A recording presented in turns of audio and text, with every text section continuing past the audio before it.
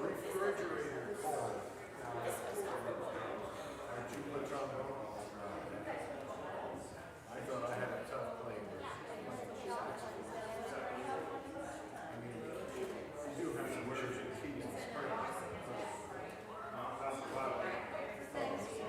Temperature change. Especially in the Netherlands.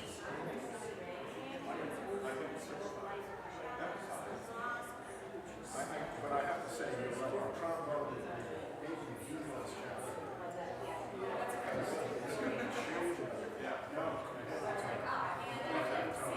Because when it warms up, it's going to get warmer.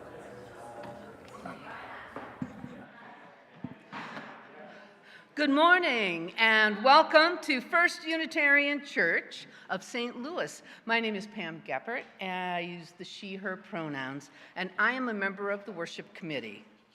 We are glad you could join us this Sunday, either in person or online, and if you are a visitor or newcomer, I'd like to extend a special welcome. If you are new to our congregation, be sure to fill out the newcomer form found in the live stream or in the lobby of the church. After service, you are invited to a newcomer chat during coffee hour. Just look around for the signs and folks from the membership committee.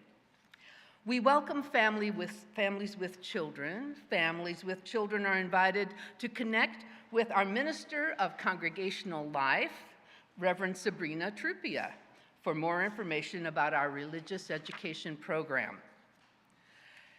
If you are attending online, you can connect with each other in the chat, and don't forget that the link for virtual coffee hour can be found in your weekly e-news. There are several important announcements this morning. Reverend Sabrina? Hi, good morning. I'm Reverend Sabrina Trupia, the Minister of Congregational Life, and my pronouns are they, them. And I'm here to announce that our whole life sexuality education for middle school age kids, like grades 7 to 9, is going to be offered in January 2026. There will be 2 parent orientation times that you can choose, December 14th and January 11th. If you want your child to participate and that doesn't work for you, come and see me and we can arrange something. For more information, email me or watch for an announcement in your email. And now back to Pam. While the restoration of SNAP, Supplemental Nutrition Assistance Program benefits, is being argued in the courts, those affected are without full benefits. We're extending the October food drive through November. You can also help friends and neighbors by stocking the Little Free Pantry in the church parking lot and contributing to the Caring Fund. Members impacted by the benefits cut can reach out to Reverend Kim. We want your family bread. You know, the bread that your family acknowledges as the best bread in the world. Well, each year at First Unitarian, we celebrate Thanksgiving with a bread communion. And this year, we are inviting the whole congregation into the baking. We want you to bake a family bread, just 1 loaf, pan, batch, and bring it Sunday, November 23rd. For more information and to sign up, please see your e-news. The Environmental Justice Task Force invites you to a screening and discussion of the documentary Atomic Homefront on Friday, November 14th at 6:45 p.m. in the chapel. The discussion will feature Karen Nickel and Dawn Chapman of Just Moms STL. See the e-news or the church website to RSVP. Join Reverend Kim and others on the Remember the Removal Walk, ride and bike on Saturday, December 6th in Steelville, Missouri, to commemorate the original Trail of Tears crossing in Missouri. Advance registration is required. All proceeds benefit the establishment of a Trail of Tears monument in Steelville. See your e-news or the church website for details. I would like to invite up someone from the, Margaret, Kathy? Did either one of you, she's coming up later. Okay. I guess there's not an announcement for this part of it. The fundraiser, the auction. Kathy Wire's going to come up and talk a little bit about it.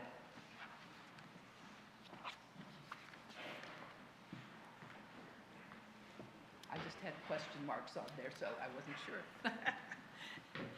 Hi. I know we've been promoting our fundraiser, which was going to be next weekend.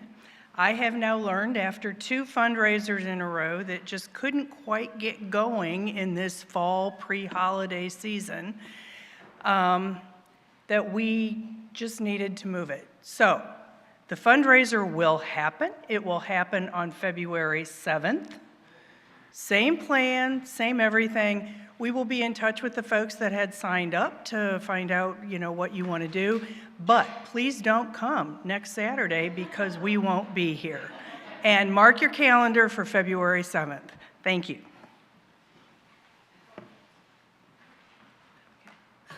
Thank you, Kathy. Now, please center yourself in preparation for worship.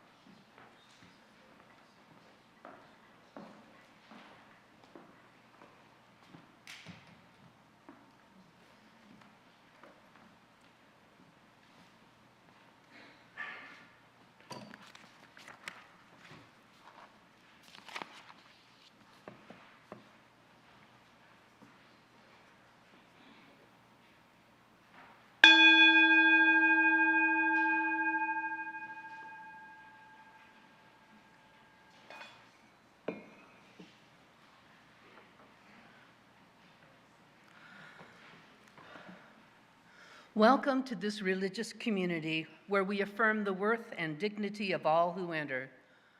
We gather in community, understanding we are all sacred beings, diverse in culture, experience, identity, and theology. Our values invite us to a shared journey of truth and meaning-making.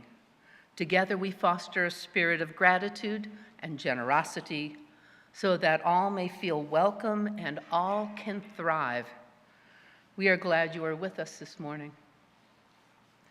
Please enjoy our prelude, an arrangement of Simple Gifts by Wilbur Held and performed by Alan Hoffman.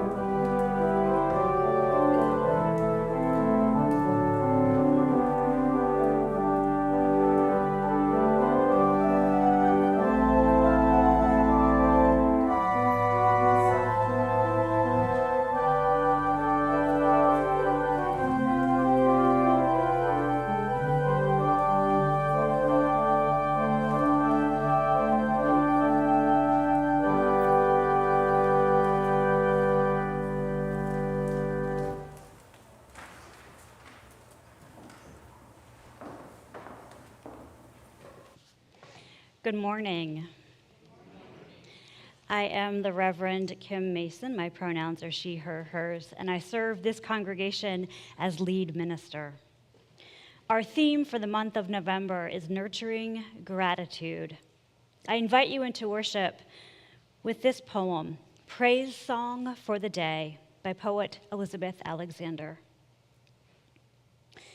Each day, we go about our business, walking past each other, catching each other's eyes or not, about to speak or speaking. All about us is noise.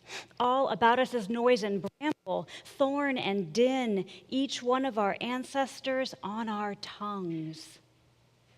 Someone is stitching up a hem, darning a hole in a uniform, patching a tire, repairing the things in need of repair.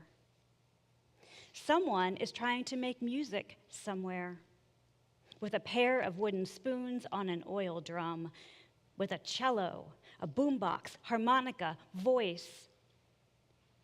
A woman and her son wait for the bus. A farmer considers the changing sky.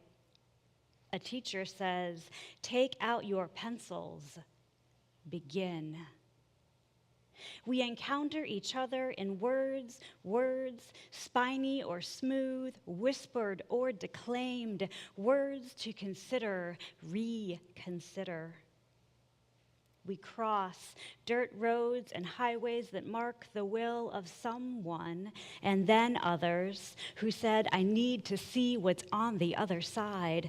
I know there's something better down the road." We need to find a place where we are safe. We walk into that which we cannot yet see. Say it plain, that many have died for this day.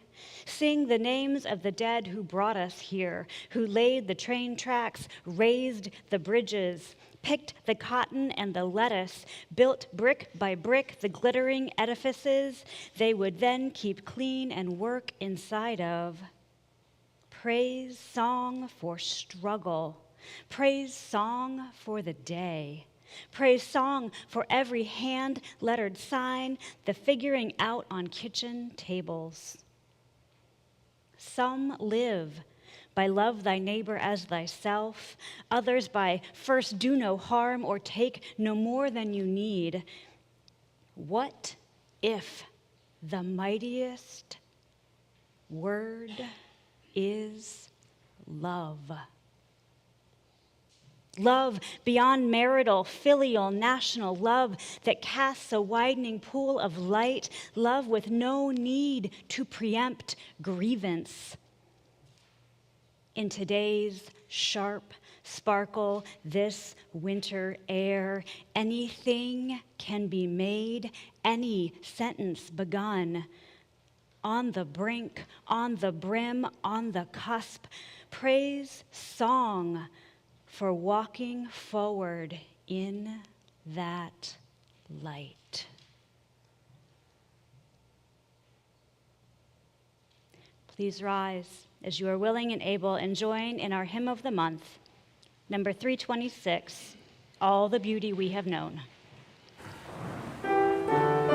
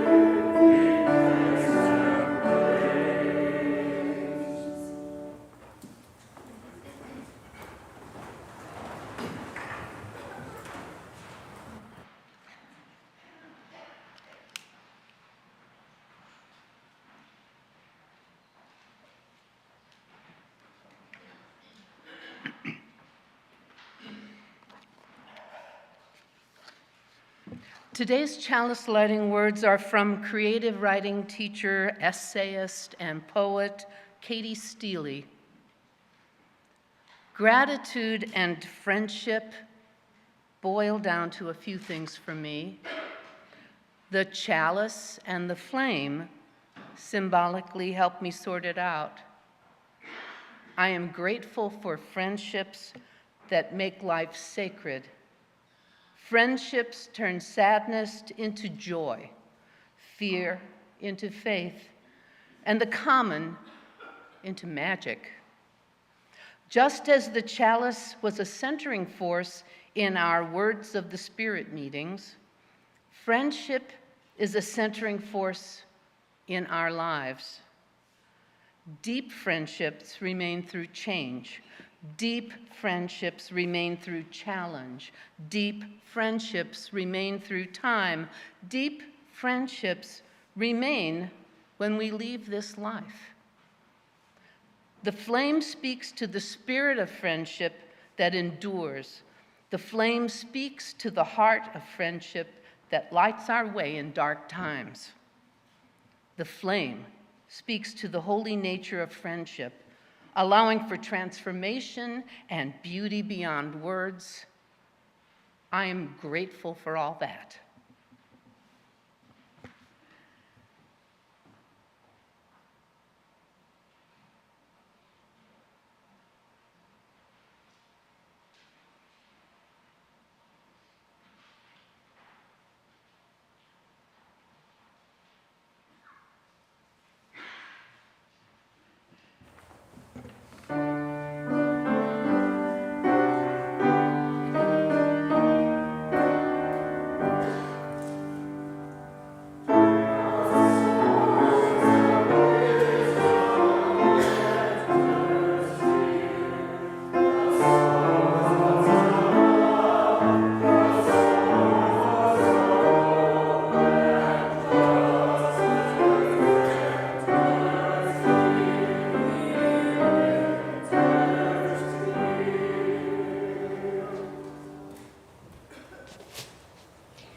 Good morning.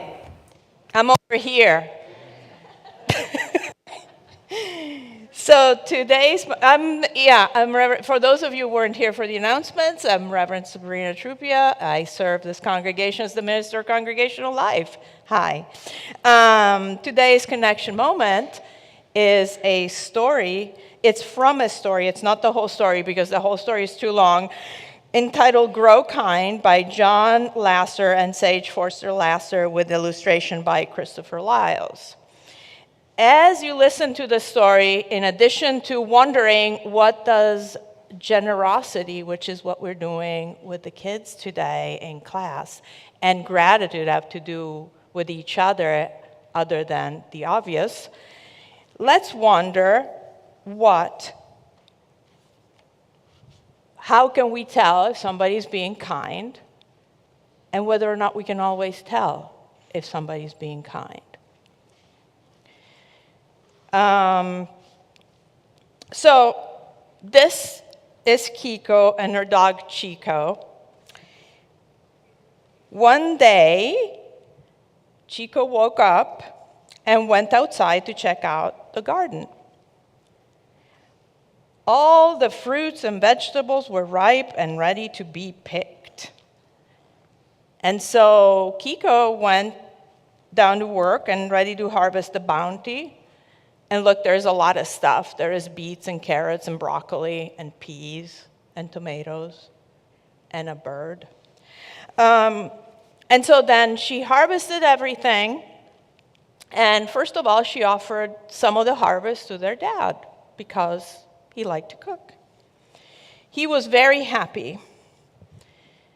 Then she put all the rest of the fruits and vegetables in the wagon and went around distributing the fruits and vegetables left over to the neighbors and friends. They were all grateful too, but then she stopped at Mr. Carroll's house. And you see, Mr. Carroll was hard to be kind to because one time, Chico went into his garden, he yelled at the dog. So that was difficult, to be kind to somebody that yelled at the dog. So Kiko was nervous. But then, when Mr. Carroll opened the door, he graciously accepted the sunflowers that they brought him and said to Kiko, "You are very kind." They had given him sunflower because they thought he'd cheer up, and he kind of did. So then Kiko was taking fruits and vegetables, we skipped a couple of pages, to school for her show and tell when she saw a lady on the side of the street with a sign that said hungry. So she asked her mom if they could stop and help, and she offered some of the stuff to the lady, and she said, "I would like some peaches." And so they gave her the peaches, and she was very happy. And she's waving goodbye. And here's Kiko at show and tell, showing her harvest and then giving her friends some fruits and snacks. And that's kind of the end of the story, but Kiko told me to ask all of you, how do you grow kind? The end. Thank you. All right. We can go to class.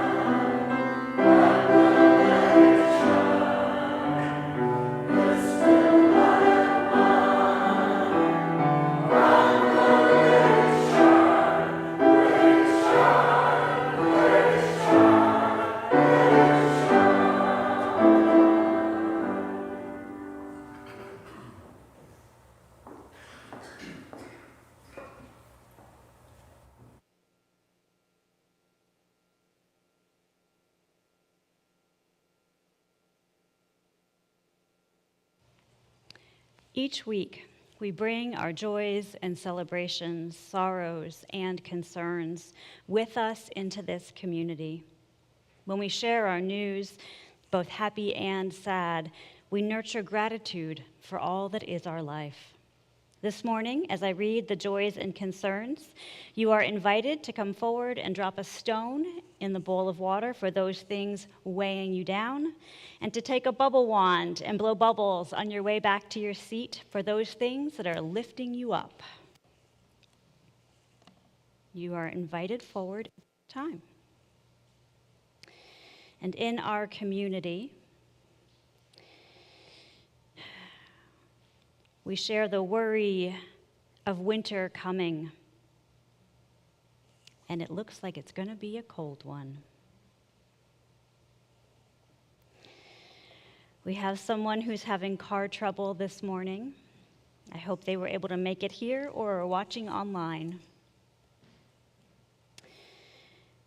And we carry concern for trans folks who will have trouble traveling now that passport rules have changed. We hold these concerns with tenderness and compassion. May they be lighter because they are shared.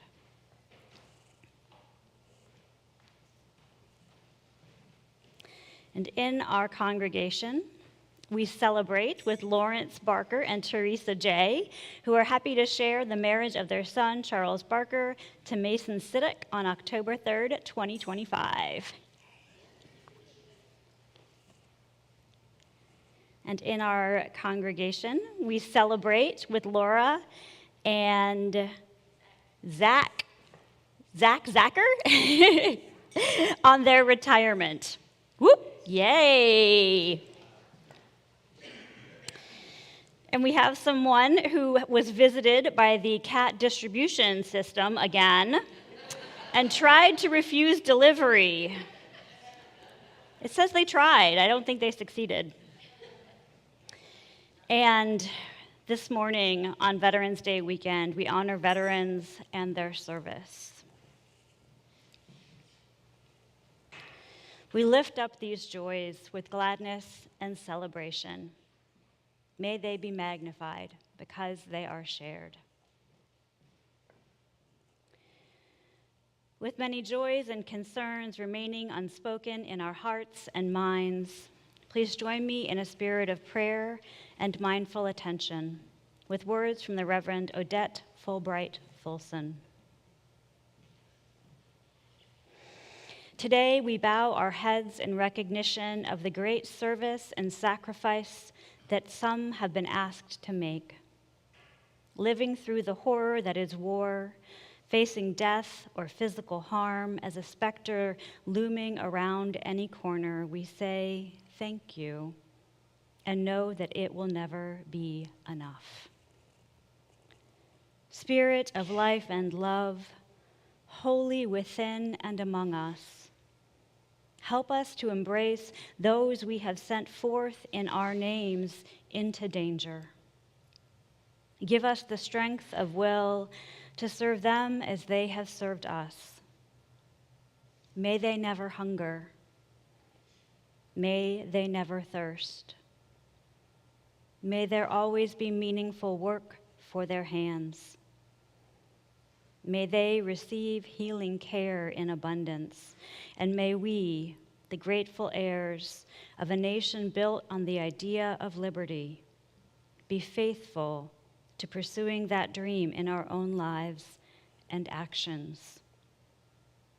Help us to be vigilant and never complacent. Let each one of us take this charge as our own. May it be so. Amen, and blessed be.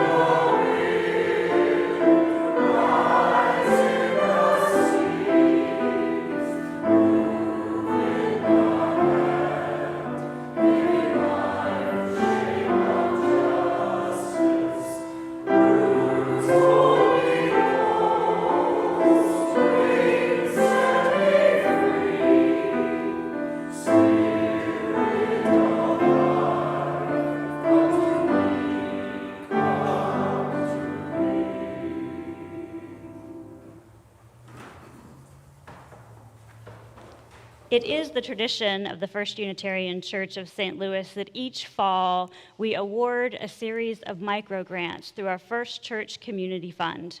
I invite forward Rosemary Lawton to announce this year's awards.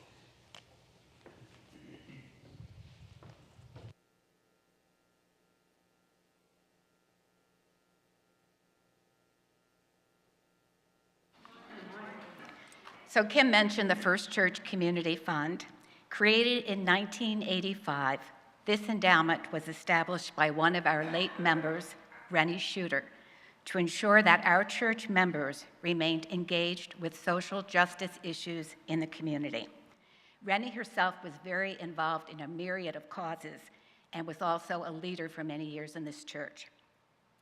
Income from the endowment supports microgrants to St. Louis nonprofits serving the poor, unhoused, and marginalized members of our community. The endowment benefits from wise investments by our finance committee, as well as by donations from our members and friends and ongoing fundraising by the committee. As the endowment grows, so does income available for First Church grants. I am happy to report that the endowment remains strong. Its current balance of approximately $200,000 resulted in $9,600 available for grants this year. That's the largest amount that we have ever had to give out. Each July, the First Church Community Fund Committee issues a request for proposals to more than 70 community nonprofits. Guidelines prioritize smaller nonprofits with limited sources of income, those involved in direct service delivery within the St. Louis metropolitan area, and particularly St. Louis City. Funds are not to be used for general operating expenses. While our grants are small, they can be very meaningful to the nonprofits. They permit funding of efforts which otherwise would not be possible within operating budgets. They provide seed money for new programs and projects, and they provide leverage in obtaining other funds and recruiting volunteers. Before I announce this year's grants, I'd like to take just a moment to recognize the members of our committee who've worked very hard this past year. They include, and I'm going to ask actually people would stand as I call your name if you're here. They include Kathy Brown, Lori Calcaterra, Jama Dodson, Kay Dusenberry,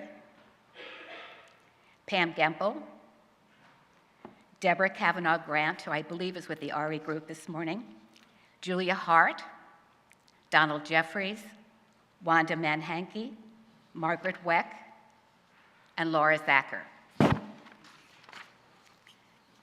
Our grants this year specified a maximum amount of $800. Requests that we received ranged from $400 to $2,000. 18 applications were received, of which we funded 14. The average amount funded was $680, and most grants that we received, we were able to give them the amount of money requested with only a few exceptions.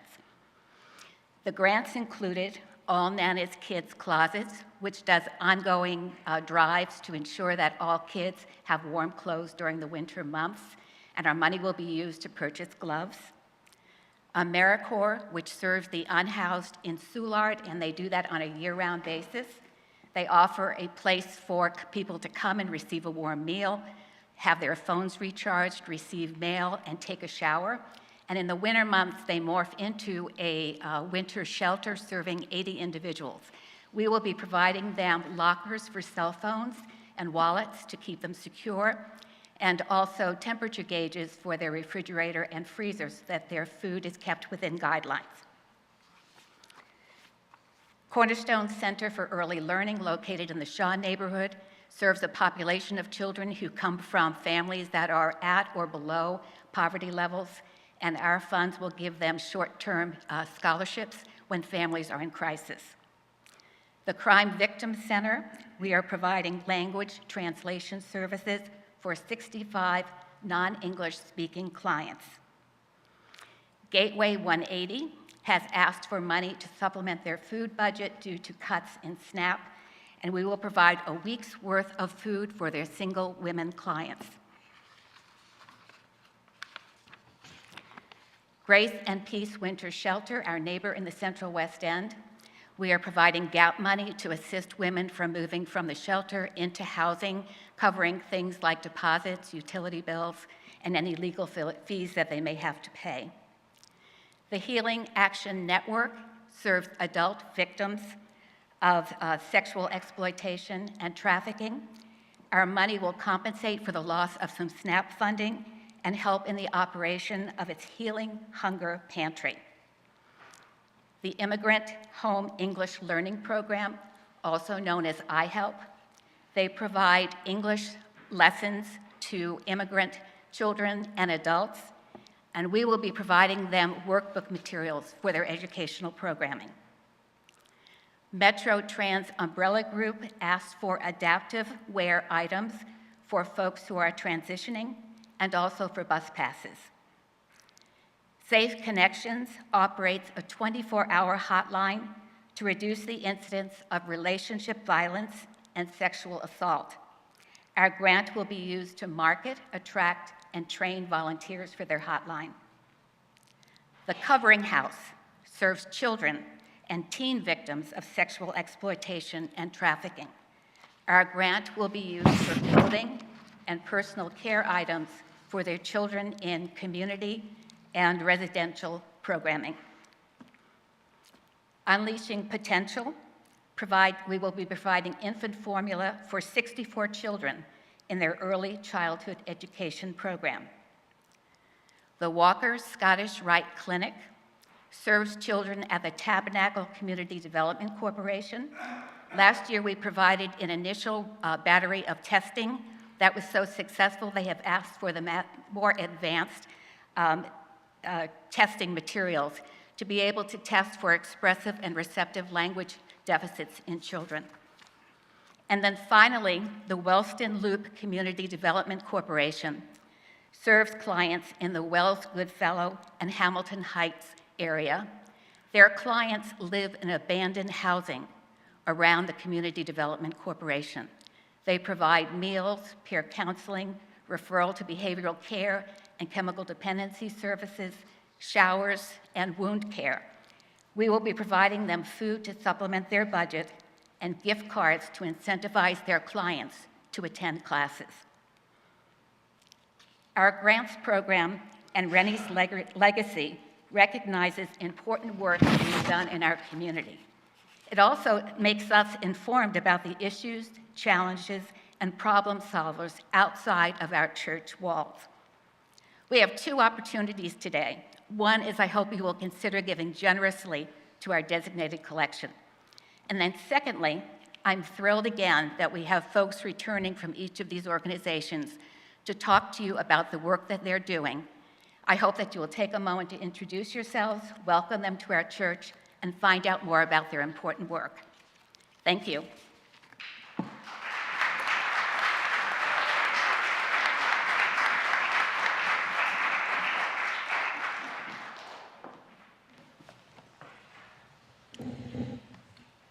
The First Unitarian Church of St. Louis strives to be a welcoming congregation, inspiring lives of loving kindness and integrity by nurturing spirituality, building community, and advancing justice.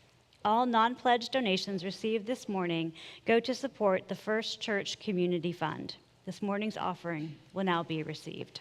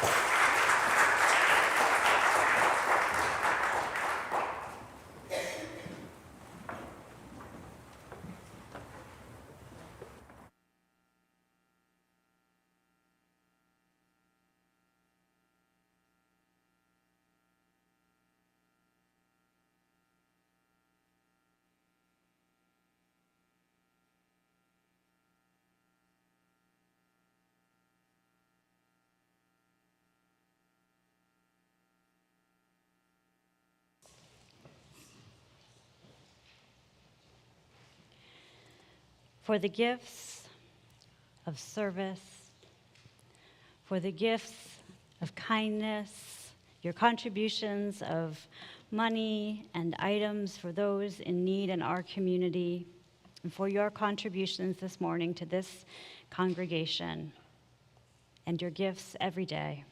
Thank you.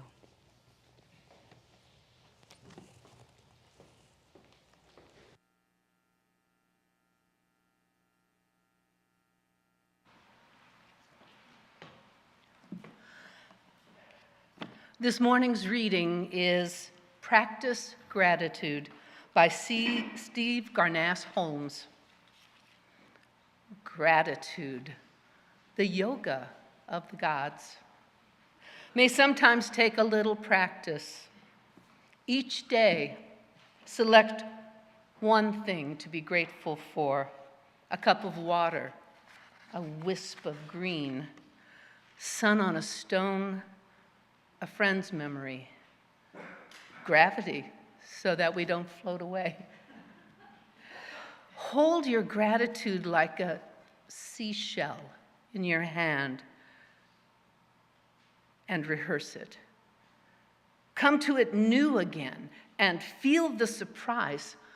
Like water, colder than you thought it would be, or warmer.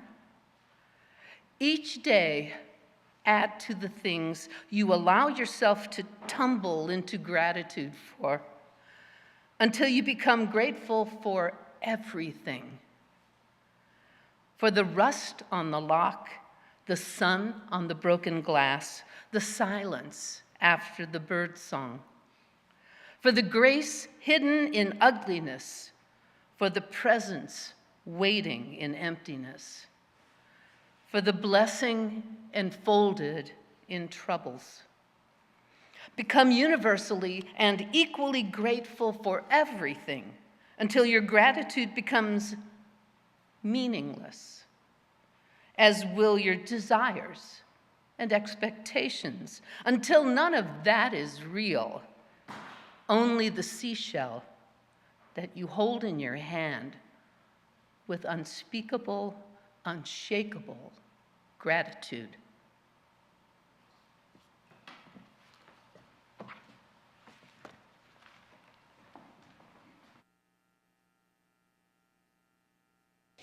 The next element in our service is a music video. Sanctuary Boston is a congregation housed, a project of First and Second Unitarian in Boston. It is a community of vibrant worship and real connection, gathering between Boston and Cambridge, as well as online. They just produced their first album. This is one of the featured songs.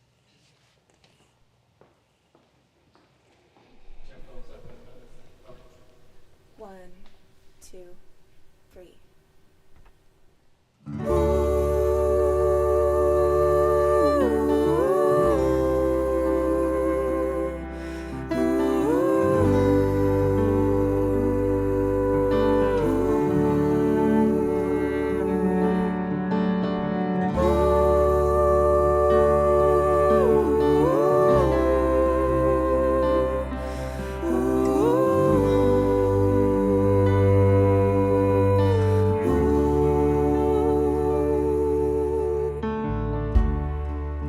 I'm following my nose, the path appears as we walk it. We'll know which way to go, can't go too far wrong. I mean, look at all this. Look at all this, what a gift, what a gift. The world is a miracle I want to fall back in love with.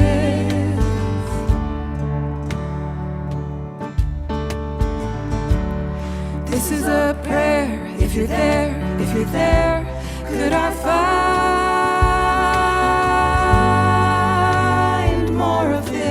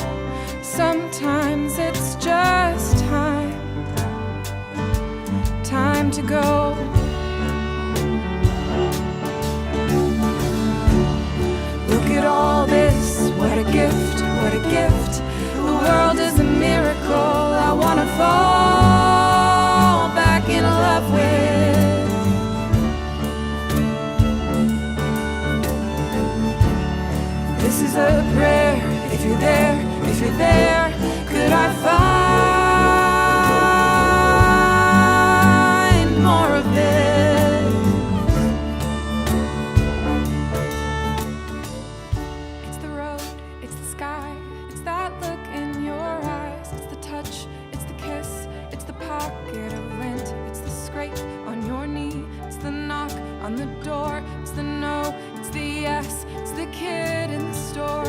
It's the road, it's the sky, it's that look in your eyes. It's the touch, it's the kiss, it's the pocket of lint. It's the scrape on your knee, it's the knock on the door. It's the no, it's the yes, it's the kid in the store.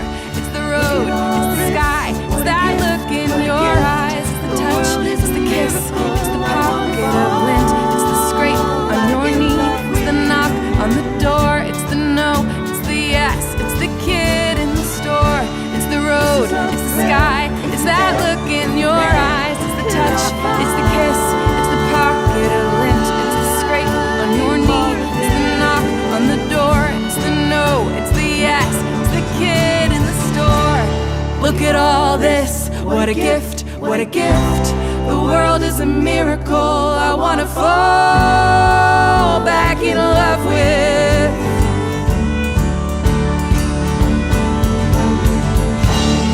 This is a prayer, if you're there, if you're there, could I find more of this? Look at all this, what a gift, what a gift. The world is a miracle I wanna fall back in love with.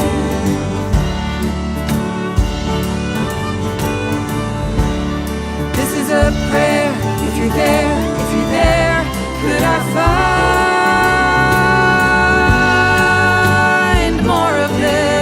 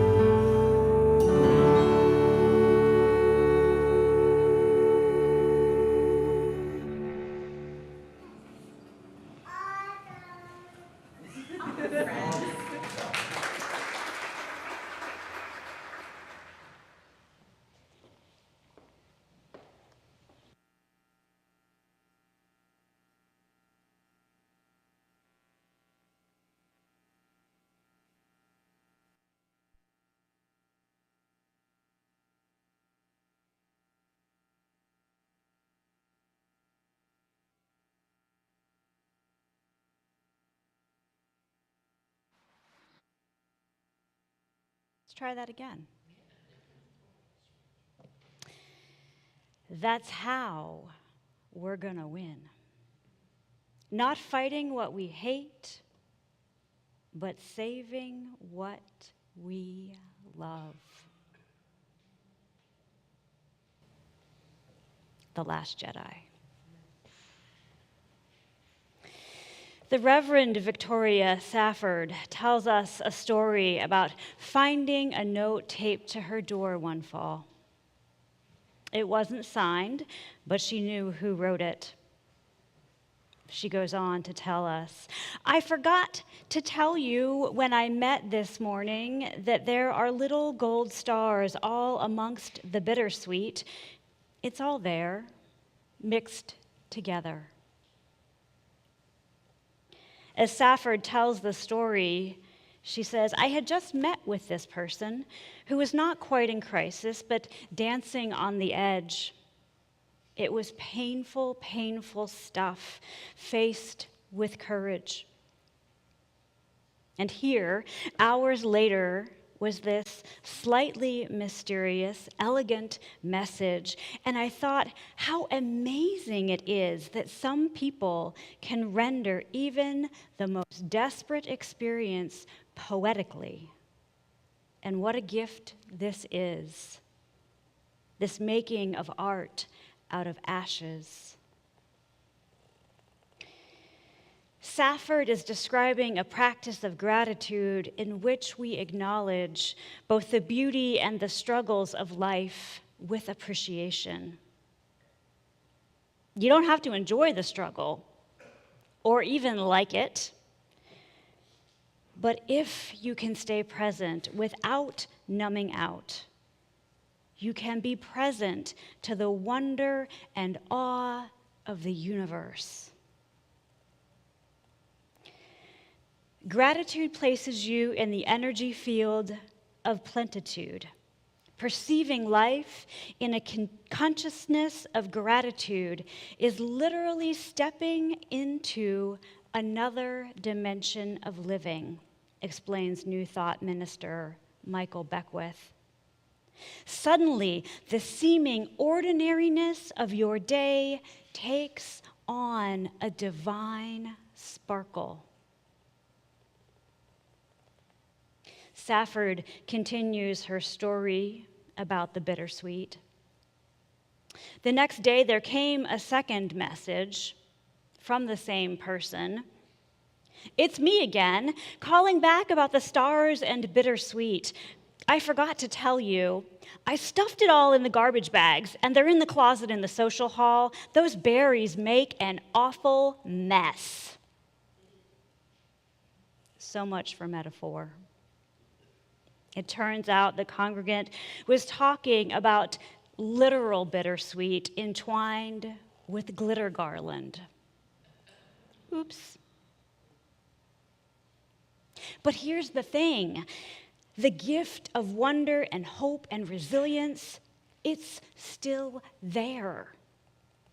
Nurturing gratitude requires shifting our attention from waiting for life's spectacular moments to recognizing the abundance already woven through ordinary days, writes the Reverend Michelle Collins. The practice of nurturing gratitude means training ourselves to notice the small gifts that surround us constantly. The way the light falls through the window, the reliability of electricity, the miracle of indoor plumbing.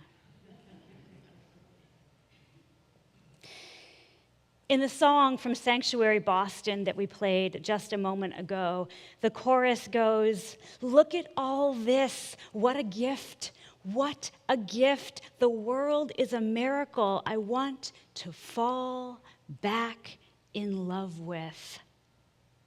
This is a prayer if you're there. If you're there, could I find more of this? More of this. Are we talking about only the good stuff? Yes, we want more of the good stuff. But we're also being invited to welcome the tough stuff. It starts with counting our blessings, says author and entrepreneur David Mezzapel.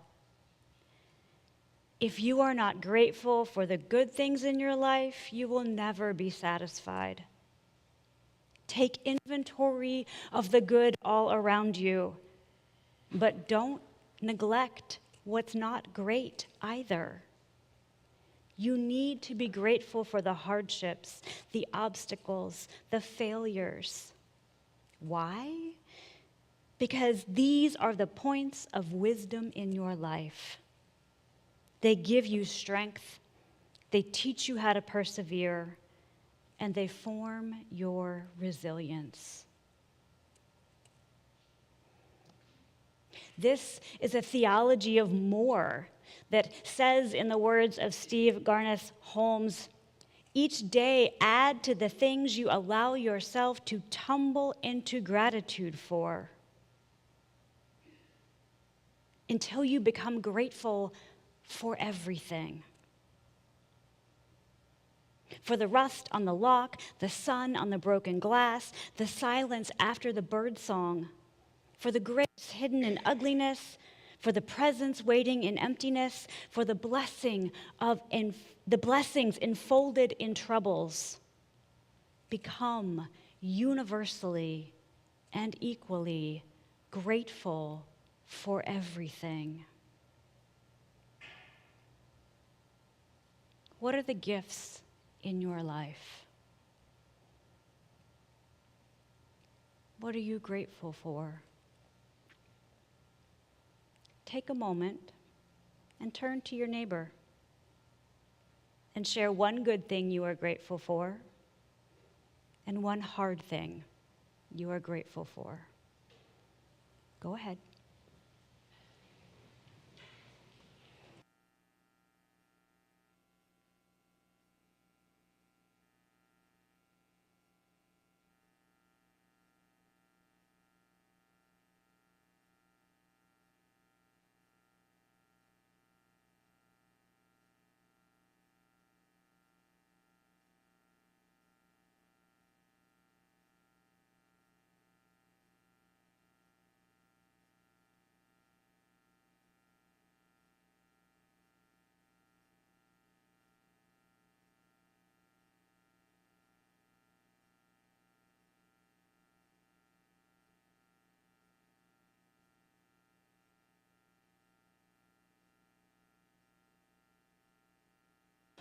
What a gift.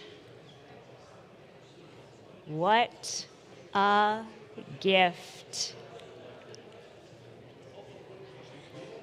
Go ahead and come back to this space. If you're there, if you're there. Ooh,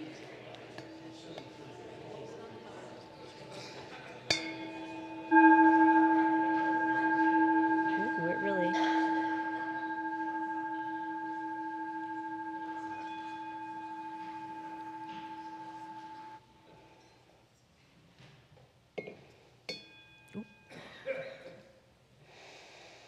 I have a spiritual partner with whom I have been in dialogue with for over 15 years.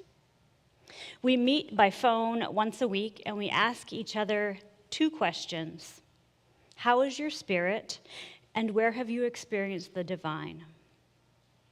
Through the years, we have accompanied each other through breakups and divorce, through graduate school and cross-country moves, through the death of beloved pets. Some weeks we find the holy in appreciation of the ordinary, a walk in the woods with all the true colors revealed, the purr of a cat determined to sit on your laptop,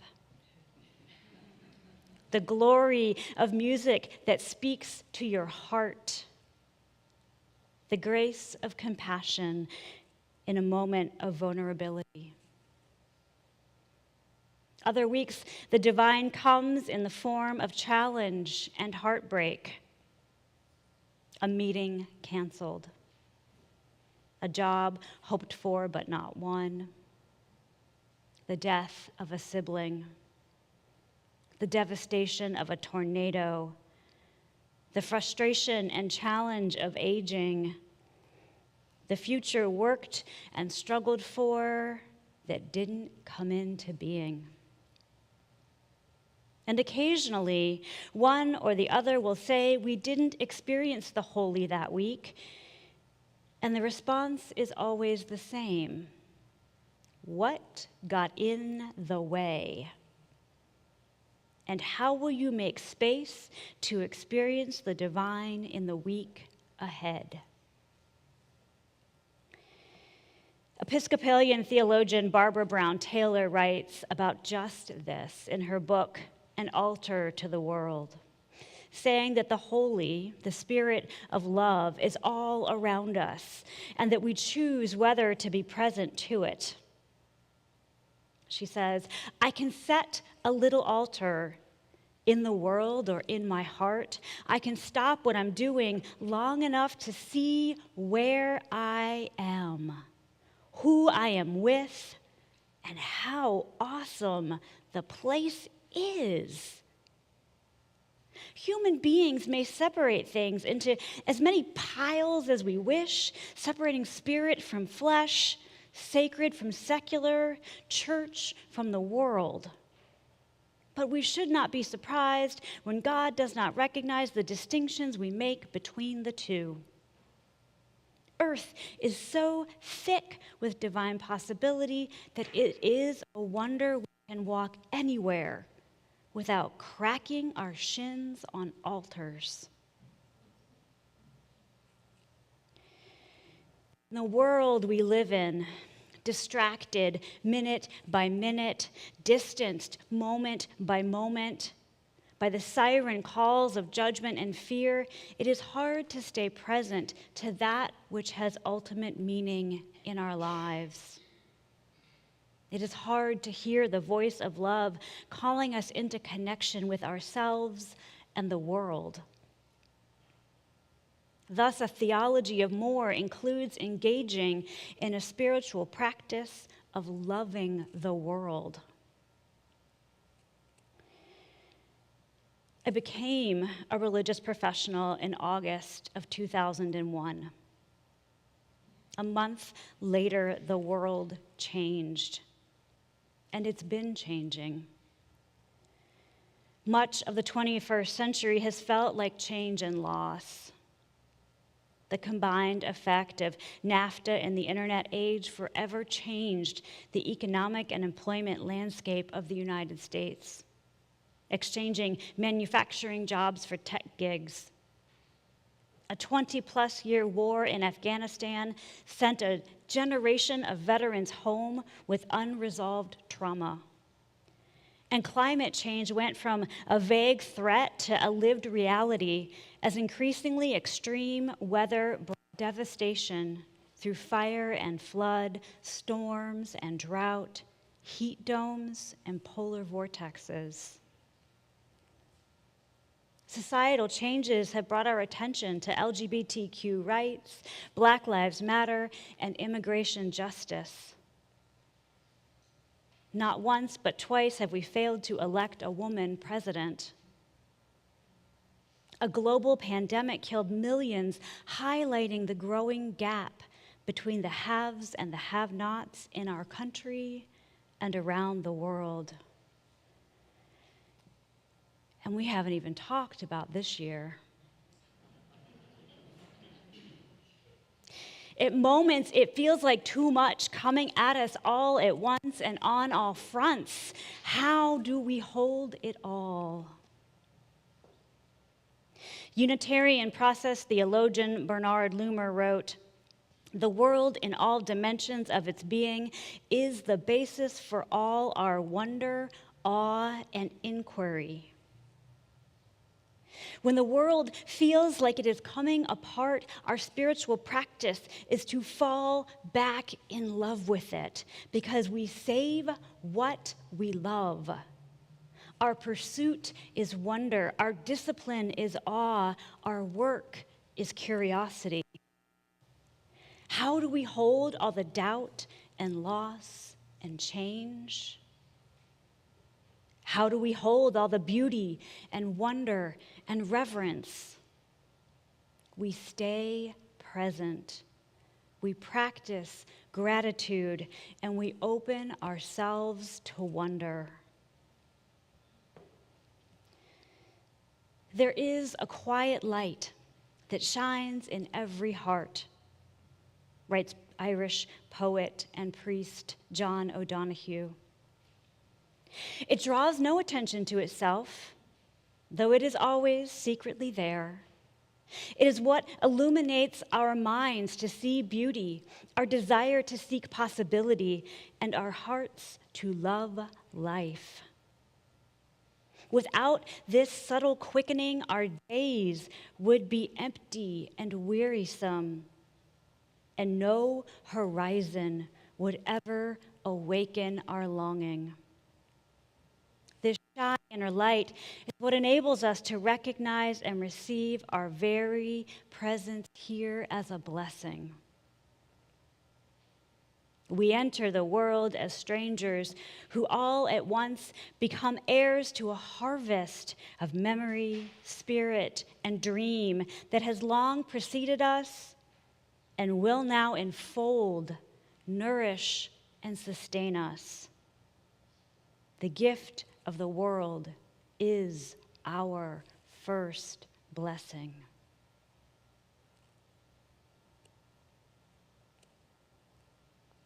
How do you love the world? Where do you experience wonder? What is your source of awe? What makes you curious?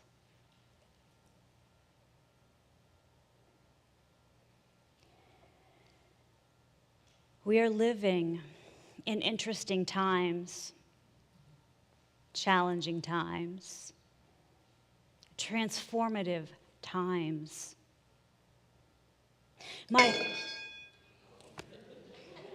Startling times. My heart breaks each day when I read the news, and it is hard to stay present to all the hurt and suffering in the world and to the deliberate choices people make that increase the pain and struggle of folks everywhere. And I find beauty in the leaves when they change, and the warmth of a fuzzy blanket, and the campfire smoke that never leaves your hair even after the shower.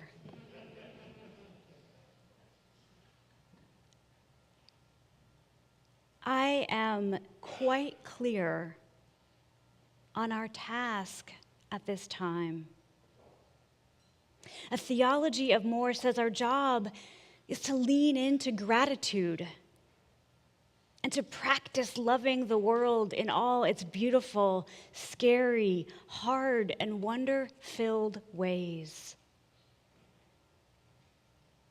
We need to revel in the glory of the universe and lean into the truth of the statement that love surrounds us.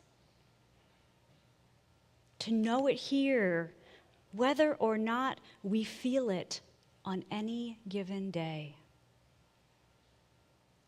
Why? Because we save what we love.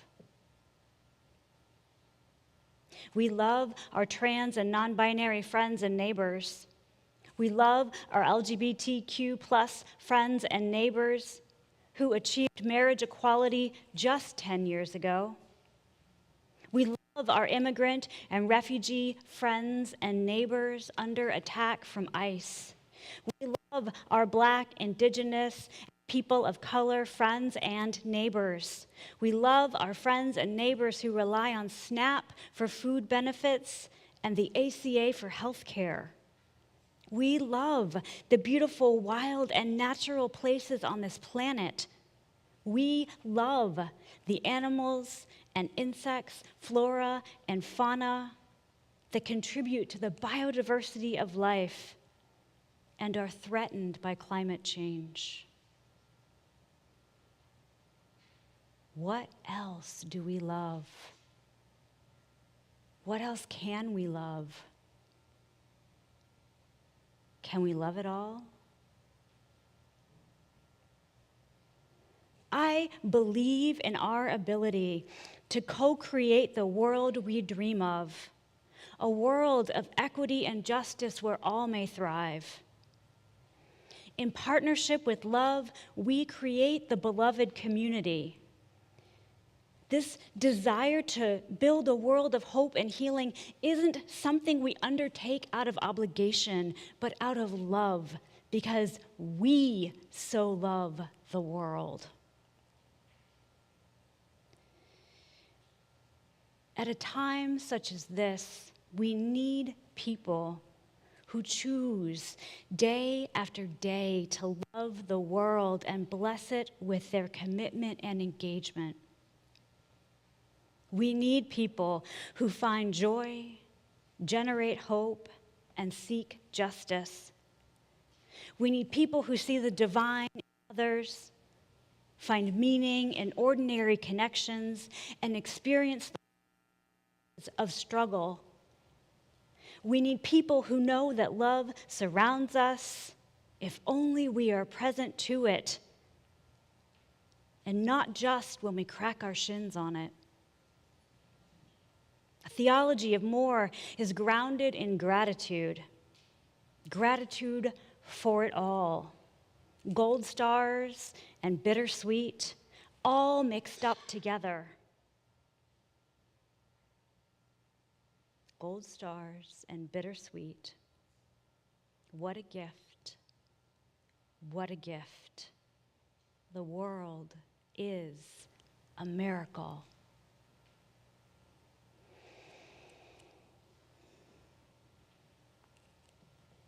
Our closing hymn is number 331. Life is the greatest gift of all. Please join as you are willing and able.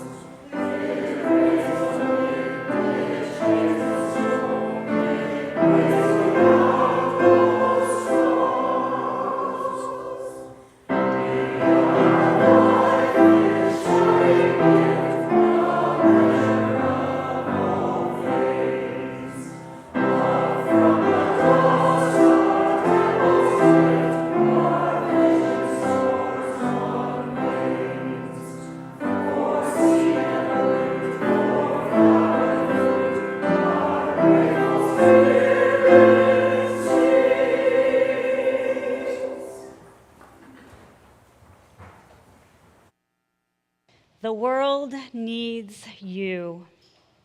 You who choose day after day to love the world. You who bless the world with your commitment and engagement. The world needs you. You who know that love surrounds us. You, just as you are, whole and holy. Amen. Blessed be. Go in peace. Please stay for the postlude, and then as your final act of worship, please turn and greet your neighbor.